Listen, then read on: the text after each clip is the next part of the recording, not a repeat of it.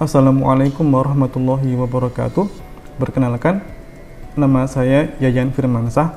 Saya adalah dosen di Program Studi Manajemen Fakultas Ekonomi dan Manajemen Universitas Darussalam Gontor. Bidang keilmuan saya adalah manajemen sumber daya manusia, perilaku organisasi, dan pengembangan sumber daya manusia. Pada kesempatan kali ini, saya akan menjelaskan metode pengajaran yang saya gunakan di salah satu mata kuliah yang saya ampu, yaitu perilaku organisasi. Menggunakan metode DIA, Delivery, Interaction, dan Assessment. Mata kuliah perilaku organisasi merupakan mata kuliah yang berbobot 3 SKS dan merupakan mata kuliah wajib untuk mahasiswa semester 5.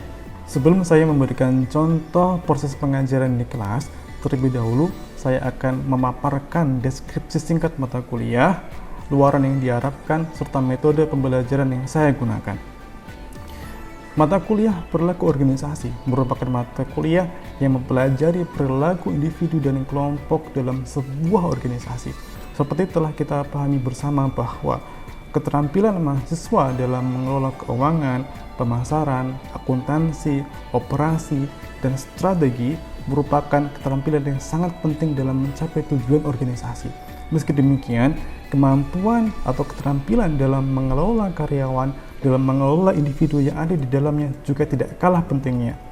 Oleh karena itu, melalui mata kuliah perilaku organisasi ini, mahasiswa akan mempelajari bagaimana individu-individu saling berinteraksi satu sama lain dalam organisasi, dan bagaimana interaksi tersebut dapat memicu inovasi serta meningkatkan produktivitas karyawan yang nantinya akan meningkatkan kinerja organisasi. Mata kuliah perilaku organisasi bertujuan untuk memberikan pemahaman kepada mahasiswa tentang bagaimana perilaku karyawan dalam sebuah organisasi dan kemampuan dalam memimpin karyawan untuk mencapai tujuan organisasi secara efektif.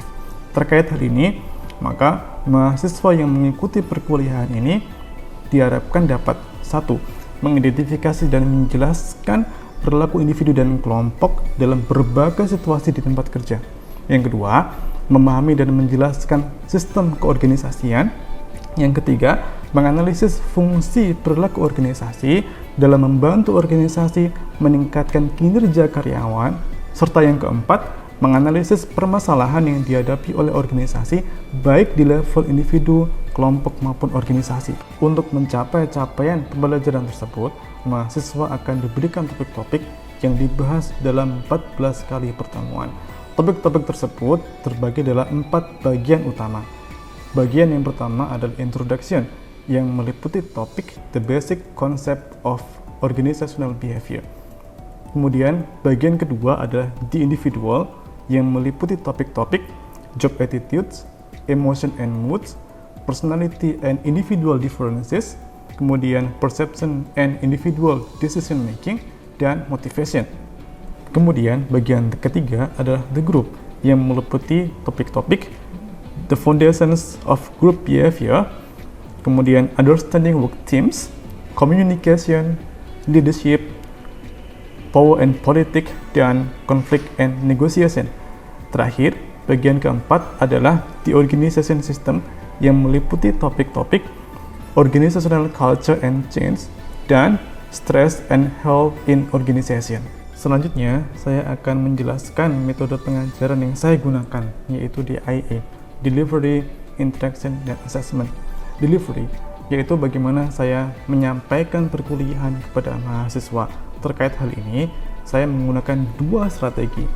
Strategi yang pertama, yaitu textbook.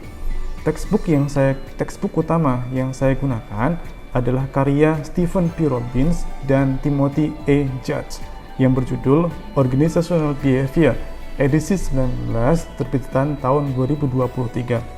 Saya mewajibkan mahasiswa untuk menggunakan textbook berbahasa Inggris, karena dengan demikian saya yakin kemampuan berbahasa asing mahasiswa akan meningkat dan meningkatkan pula pengetahuan mereka dari sumber-sumber informasi yang bertaraf global. Selain itu, saya juga menggunakan hasil penelitian saya sebagai bahan rujukan dalam proses pembelajaran di kelas, seperti berikut ini. Strategi kedua adalah studi kasus. Di setiap minggunya, saya meminta mahasiswa untuk membahas studi kasus untuk kemudian hasilnya dipresentasikan di kelas. Hal ini bertujuan agar mahasiswa lebih memahami konsep-konsep perilaku organisasi secara lebih mendalam melalui kasus-kasus real di lapangan, terutama di organisasi bisnis. Metode yang kedua adalah interaction, yaitu bagaimana saya membangun interaksi dengan mahasiswa, baik di dalam kelas maupun di luar kelas. Di dalam kelas, saya selalu mendorong mahasiswa untuk bertanya dan menyampaikan opini atas suatu topik yang sedang didiskusikan. Di luar kelas, saya juga membuka kesempatan yang selebar-lebarnya bagi mahasiswa untuk berdiskusi dengan saya melalui berbagai saluran komunikasi seperti WhatsApp Group dan juga melalui Google Classroom, di mana saya melemparkan isu untuk didiskusikan dan memberikan feedback atas tugas yang dikerjakan oleh mahasiswa. Terakhir, yaitu assessment. Bagaimana saya menilai mahasiswa secara objektif. Pada setiap pertemuan pertama di setiap mata kuliah, saya selalu memaparkan kontrak perkuliahan yang di dalamnya juga memuat informasi tentang bagaimana saya menilai setiap mahasiswa. Contoh komponen penilaian yang saya gunakan adalah sebagai berikut. Baiklah, selanjutnya kita akan menyaksikan contoh proses pembelajaran di kelas untuk mata kuliah perilaku organisasi. Assalamualaikum warahmatullahi wabarakatuh. Waalaikumsalam warahmatullahi wabarakatuh. Alhamdulillah, pada hari ini kita ketemu lagi di mata kuliah perilaku organisasi, dan minggu ini kita sampai pada minggu ke-12 ya. Seperti yang sudah saya sampaikan di pertemuan sebelumnya gitu ya, bahwa pada pertemuan setelah UTS ini kita sedang dalam pembahasan perilaku organisasi di level grup atau kelompok. Ya, sebelumnya kita sudah membahas perilaku organisasi di level grup dan kelompok dengan topik komunikasi. Gil ya, masih ingat Gil? Oke ya. Nah, kalau kita bicara tentang kelompok atau grup, tentu kelompok atau grup itu terdiri dari lebih dari satu orang. Nah, ketika berkelompok, orang-orang itu berkelompok, maka di dalam kelompok itu pasti ada seorang leader atau pemimpin. Nah, makanya topik leadership itu menjadi salah satu topik yang penting dalam mata kuliah perilaku organisasi. Ya, dan sekarang kita akan membahas tentang leadership itu. Oke. Nah, sebelum saya masuk pada materi definisinya, kemudian macam-macam teori leadership, gaya kepemimpinan, saya ingin bagikan satu quote dulu kepada teman-teman gitu. Not all leaders are managers, ya. Kemudian, no are all managers leaders. Oke. Coba siapa yang bisa kasih pendapat tentang quote ini? Saya, Agil. mungkin ini Zad, tidak semuanya seorang pemimpin itu adalah seorang manajer, dan bahkan sebaliknya tidak semua seorang manajer itu adalah seorang pemimpin. Ya, kurang lebih seperti itu. Jadi, untuk menjadi seorang pemimpin, seseorang itu tidak harus masuk dalam sebuah jabatan struktural organisasi. Begitu pula, seorang manajer yang dia notabene masuk dalam jabatan struktural organisasi, belum tentu dia adalah pemimpin di kelompok itu. Gitu. Atau dalam kata lain, dia mempunyai gaya kepemimpinan yang buruk, sehingga dia tidak dianggap sebagai seorang pemimpin di kelompok itu. Ya. Nah, sekarang apa yang kemudian dimaksud dengan leadership gitu ya? Sorry, ini contohnya sebelum saya masuk ke definisinya. Ini contoh tokoh gitu ya, yang kemudian pada awal masuk bekerja di work market, dia adalah Marcia Schindler. Sekarang dia posisinya sebagai CMO, Chief Marketing Officer di work market. Work market ini adalah salah satu perusahaan penyedia tenaga kerja yang berbasis di Amerika. Nah, ketika dia di-hire oleh work market, menurut salah satu artikel penelitian itu ya, si Marcia Schindler ini kemudian sudah bisa menjalin hubungan yang sangat bagus sekali dengan rekan kerjanya. Dia bisa berkolaborasi, dia kemudian bisa bekerja sama dengan rekan kerjanya, sehingga di dalam kelompoknya itu dia dianggap sebagai seorang leader, dan karakteristik itu sangat berpengaruh pada perjalanan karirnya kemudian sehingga dia menjadi seorang CMO gitu. Nah, kemudian apa sih yang dimaksud dengan leadership, kepemimpinan? Ada yang bisa jawab? Izin dulu. Oke, Sultan. Untuk pengertiannya sendiri, untuk leader adalah pemimpin atau pemimpin yang memiliki kemampuan untuk mempengaruhi dan memimpin orang lain untuk memberikan inspirasinya. Oke, kata kuncinya apa berarti? Mempengaruhi.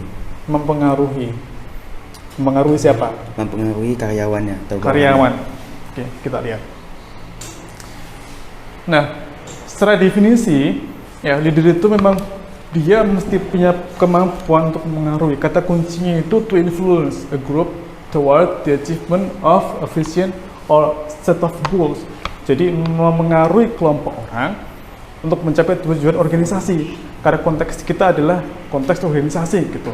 Maka jika seorang leader itu tidak bisa mengajak, tidak bisa memengaruhi orang untuk mencapai tujuan kelompoknya, tujuan organisasinya, maka gaya kepemimpinannya yang itu mesti dipertanyakan kembali. Nah, maka bagaimana seseorang itu kemudian bisa dipertimbangkan atau dipandang sebagai seorang leader? Ya, ada dua teori utama kemudian yang mempunyai pandangan yang berbeda tentang bagaimana seseorang itu bisa dipertimbangkan atau bisa dipandang sebagai seorang leader, sebagai seorang pemimpin. Yang pertama adalah trait theories, yang kedua behavioral theories of leadership gitu. Nah, kalau trait theories dia bicara bahwa seorang leader itu dia sudah punya karakteristik bawaan sejak dia lahir. Ya, dia punya karakteristik tertentu, personalitas tertentu yang dibawa sejak dia lahir gitu. Ya. Nah, sedangkan kalau behavioral theories of leadership dia mengatakan bahwa nggak demikian. Leadership itu dia bisa di-training, bisa dilatih.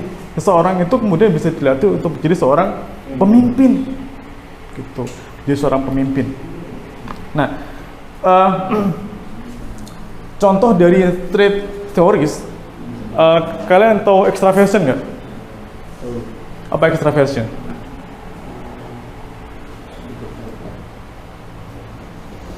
Gil tahu extraversion, Gil? Apa? Extraversion itu yang orang yang memiliki perilaku yang cenderung lebih besar jiwa sosialismenya. Ya, extraversion. Extraversion itu adalah orang yang kemudian punya jiwa sosialisasi yang tinggi gitu. Dia suka keluar dengan teman-temannya misalnya. Dia suka sosialisasi.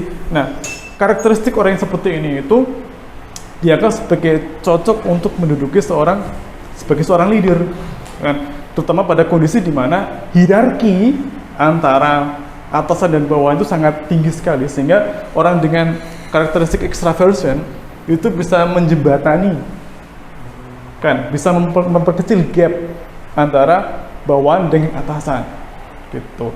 Sehingga membuat mereka bisa berkolaborasi, bisa saling bekerja sama. Contohnya kayak gitu. Oke, next. Nah, pada beberapa kasus gitu ya, seseorang itu sudah punya karakteristik sebagai seorang leader, ya, dan dia juga sudah punya kompetensi untuk jadi seorang leader, tapi kok masih gagal, gitu. Kira-kira apa sebabnya? Apa sih?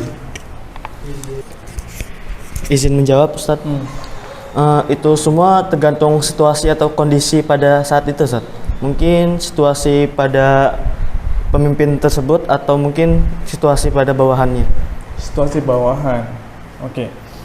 Kita lihat ya.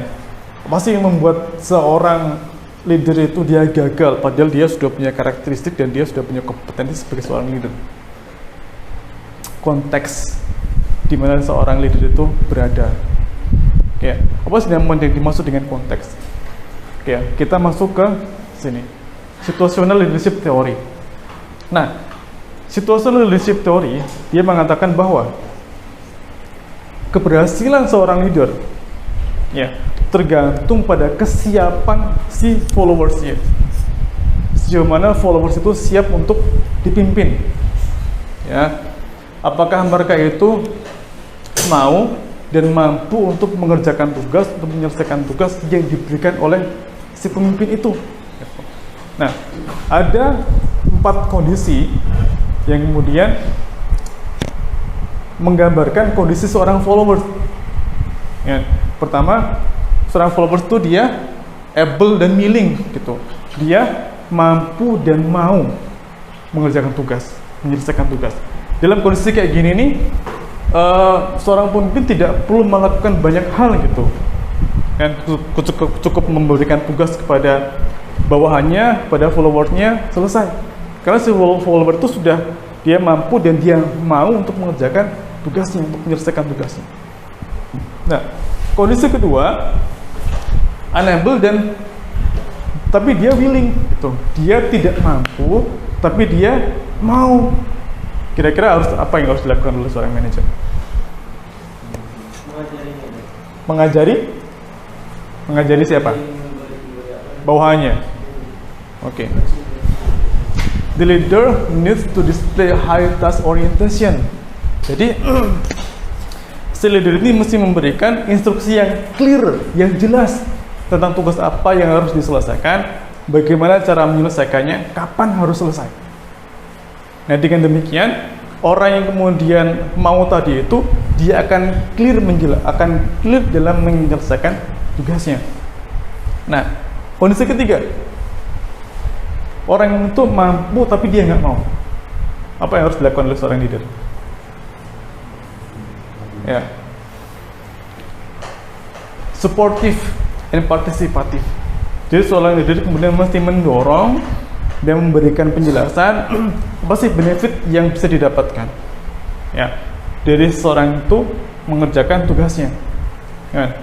Jadi seorang leader itu kemudian harus clear, kan, harus motivasi, encourage, mendorong, convincing, meyakinkan si followersnya bahwa menyelesaikan tugas itu nantinya akan berdampak positif pada diri si follower itu sendiri, bawahan itu sendiri gitu. Nah, kondisi yang keempat adalah unable dan unwilling. Kira-kira apa yang harus dilakukan seorang leader? Apa lagi?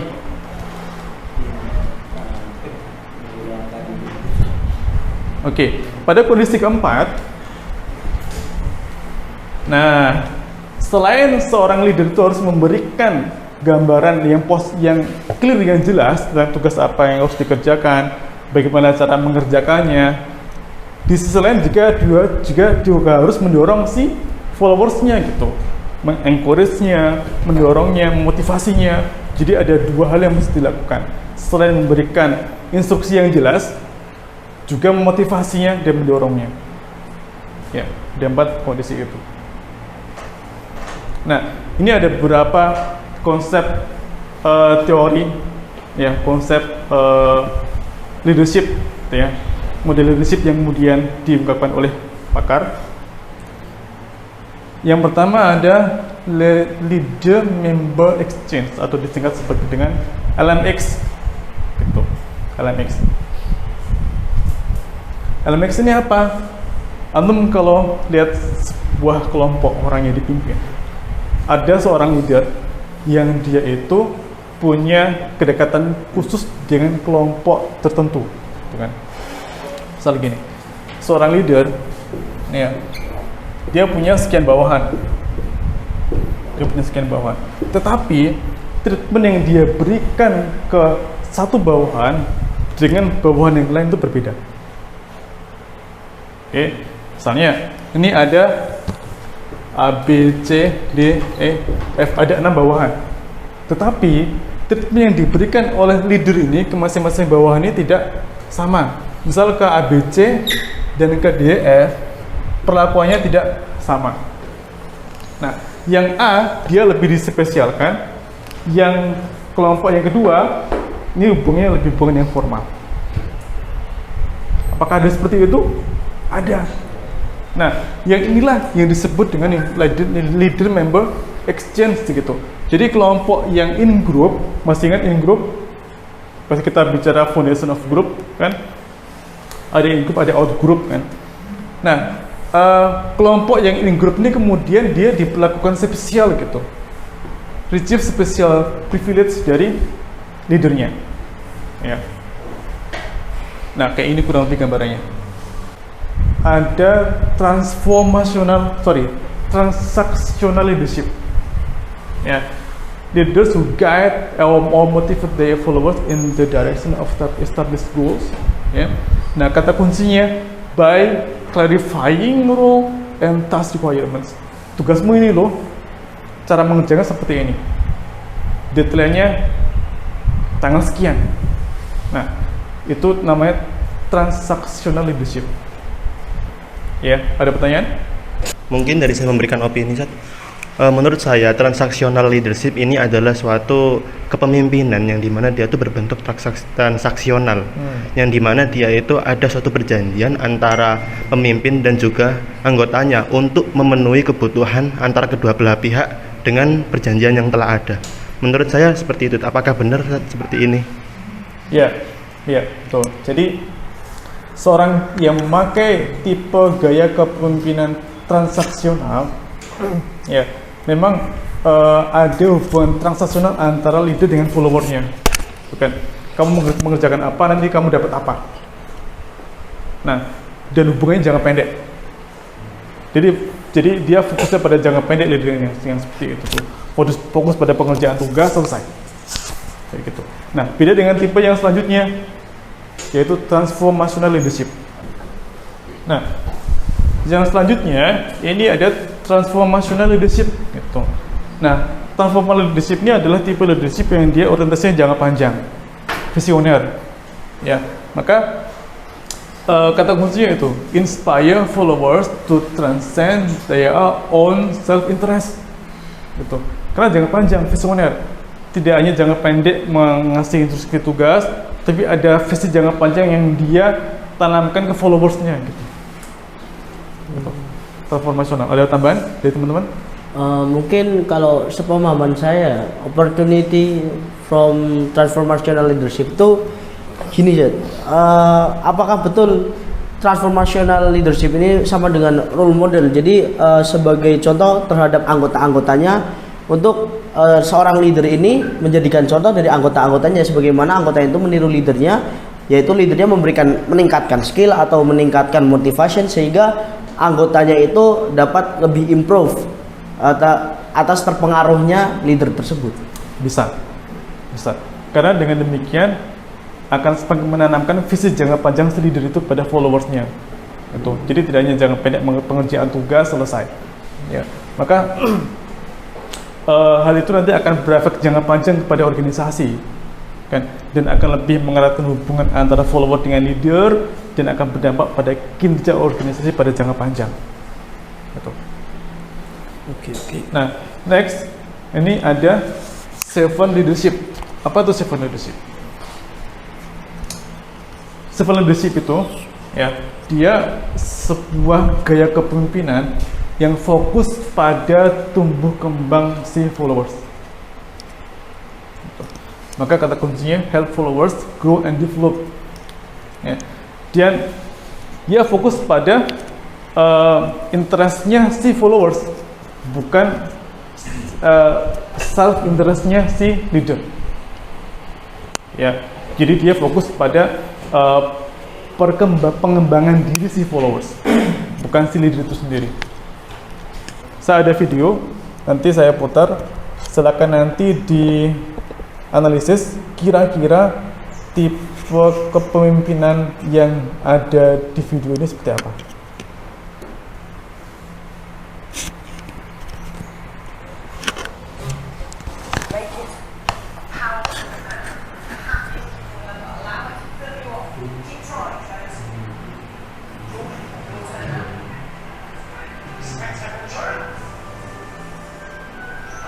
Cuplikan film apa ini?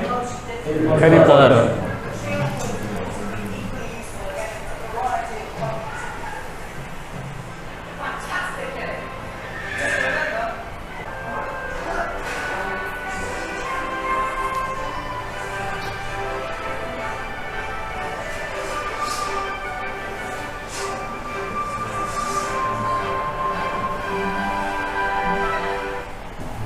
Oke.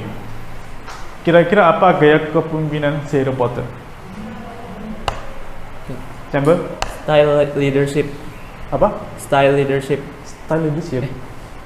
Servant leadership. Servant leadership. Oke. Kenapa kok servant leadership? Karena berguna ketika rekan-rekan kerjanya memiliki peralatan dan juga menyelesaikan tugasnya secara keseluruhan, secara sesuai. Iya. Karena seperti kita lihat di video tadi ya, si Harry Potter dia fokus sedang latih si teman-temannya, kan? Si teman-temannya. Jadi kalau kita tarik pada konsep leadership, dia fokus bagaimana develop rekan kerjanya, kan? Karena dia disitu sebagai leader, maka di gimana si Harry Potter itu dia fokus pada developing skill si followersnya. Meskipun kalau tadi kita lihat beberapa teman-temannya itu dia lebih tua, dia lebih senior, tapi karena Harry Potter punya kemampuan lebih, kan, maka dia dianggap sebagai follower. Jadi dia bisa mengaruhi kelompoknya, dia bisa mengajak kelompoknya untuk bergabung pada koalisinya. Nah, yang kedua, Look here.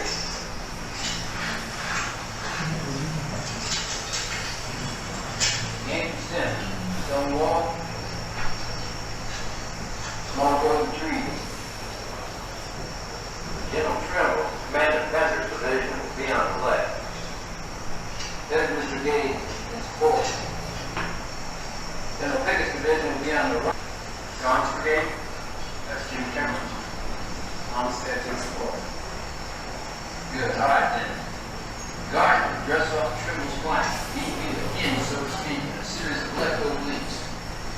Somewhere about the Emmitsburg Road, you will execute your first left oblique, then direct, then left again, and so on at your own discretion, in order to deceive the Yankees and spread them out in a long line. Here. Any questions? All right. oke, apa gaya kepemimpinan si General Lee? Kepemimpinan general itu tentang transactional of structural structural leadership, Oke, kenapa?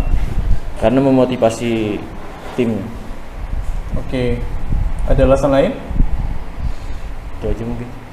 Oke, generally di video tadi itu dia fokus pada pemberian instruksi tugas yang clear kepada bawahannya, oke, clear dan jangka pendek ketika perang itu aja. Maka kalau dia dari video tadi dia memakai gaya kepemimpinan transactional leadership. Ada pertanyaan lagi? Cukup? Baik, inilah pertemuan kita untuk topik leadership ini cukup sampai di sini ya. Insyaallah kita akan bertemu lagi minggu depan dengan topik yaitu power and politics. Baik, terima kasih atas partisipasinya, atas keaktifannya di kelas ini. Kita insyaallah akan bertemu lagi minggu depan. Kita akhiri dengan hamdalah. Alhamdulillahirobbilalamin. Wassalamualaikum warahmatullahi wabarakatuh. Waalaikumsalam warahmatullahi wabarakatuh. Baik, baru saja kita saksikan contoh proses pembelajaran saya di kelas. Semoga bermanfaat. Wassalamualaikum warahmatullahi wabarakatuh.